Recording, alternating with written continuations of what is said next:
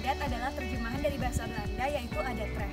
Orang yang pertama kali mengemukakan pendapat ini adalah Snoek Voortbronsj dalam bukunya De Aceher untuk orang-orang Aceh pada tahun 1893. Snoek Voortbronsj juga mengemukakan pendapatnya mengenai hukum adat yaitu adat die-recht gevolgenhabend.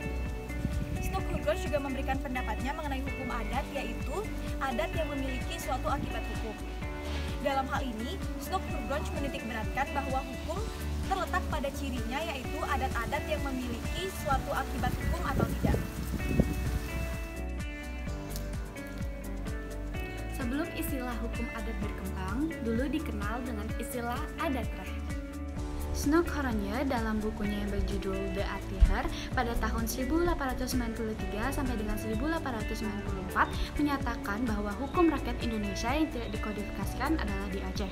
Kemudian istilah ini dipergunakan pula oleh Cornelis van Vollenhoven, seorang sarjana sastra yang juga sarjana hukum yang pula menjabat sebagai guru besar pada Universitas Leiden di Belanda.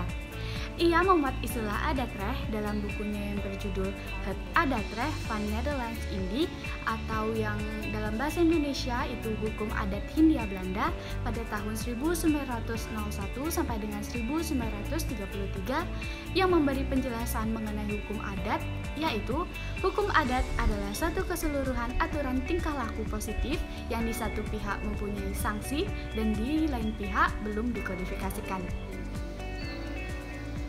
Selanjutnya yaitu pengertian hukum adat menurut para ahli. Yang pertama menurut Mr. Terhart. Ia berpendapat bahwa hukum adat adalah keseluruhan peraturan yang menjelma dalam keputusan-keputusan dari kepala adat yang berlaku secara spontan dalam masyarakat. Kemudian, Mr. Terhart ini juga terkenal dengan teorinya yang bernama teori keputusan. Kemudian yang kedua, menurut Mr. Cornelis van Vollenhoven, di mana ia berpendapat bahwa hukum adat adalah seluruh aturan tingkah laku yang berlaku dalam masyarakat yang mempunyai sanksi dan juga belum dikodifikasikan. Kemudian yang ketiga yaitu pendapat menurut Dr. Sukanto SH, di mana ia berpendapat bahwa hukum adat adalah kompleks adat-adat yang pada umumnya tidak dikitabkan, tidak dikodifikasikan, dan bersifat paksaan, kemudian mempunyai sanksi, jadi memiliki akibat hukum.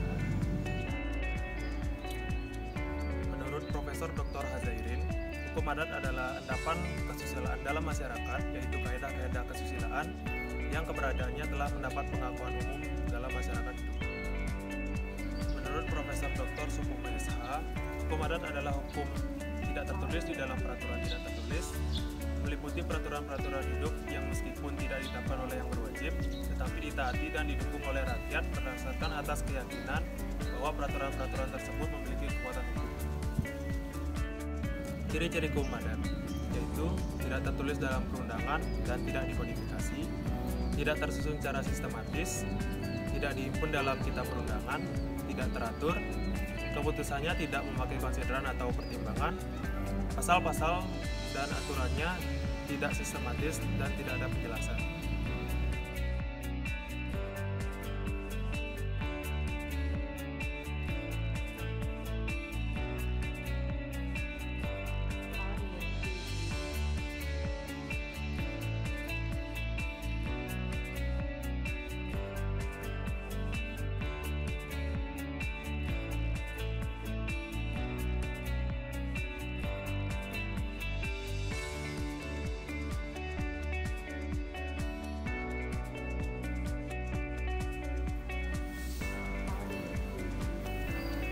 Semenjak Indonesia menjadi negara yang berdaulat, hukum adat memiliki posisi dan perannya dalam perkembangannya. Kemudian hukum adat juga mendapat tempat khusus dalam pembangunan hukum nasional. Bahkan dalam beberapa tahun belakangan, kebiasaan-kebiasaan masyarakat menjadi salah satu pertimbangan yang penting dalam pembentukan hukum negara, baik itu pembentukan undang-undang maupun pembentukan peraturan daerah. Konsep pluralisme hukum tidak lagi berkembang dalam ranah dikotomi antara sistem hukum negara di satu sisi dengan sistem hukum rakyat dan hukum agama di sisi yang lain. Dalam tahap perkembangan ini, konsep pluralisme hukum lebih menekankan pada interaksi dan koeksistensi berbagai sistem hukum yang mempengaruhi bekerjanya norma, proses, dan institusi hukum dalam masyarakat. Sistem hukum adat akan berkembang dengan baik berdampingan dengan sistem hukum lainnya. Sebenarnya, dalam masyarakat adat di Indonesia tidak dikenal istilah hukum adat, dan masyarakat hanya mengenal kata adat atau kebiasaan. Istilah hukum adat dikemukakan pertama kali oleh Christian Snoek Voortbronsj dalam bukunya yang berjudul De ACHers, yang kemudian diikuti oleh Cornelis van Vollenhoven dalam bukunya yang berjudul Het Adatrecht van Nederland Indie. Pemerintah kolonial Belanda kemudian mempergunakan istilah hukum adat secara resmi pada akhir tahun 1929 dalam peraturan perundang-undangan Belanda. Terlepas dari ada perbedaan pandangan dari para sarjana, yang pasti di Indonesia dikenal hukum adat dan dalam sistem hukum di Indonesia. Sistem hukum adat hidup berdampingan dengan sistem hukum lainnya.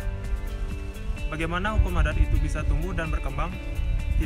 Tidaklah tergantung pada kebijakan politik pemerintah dalam bidang hukum atau tergantung pada kemauan membentuk undang-undang.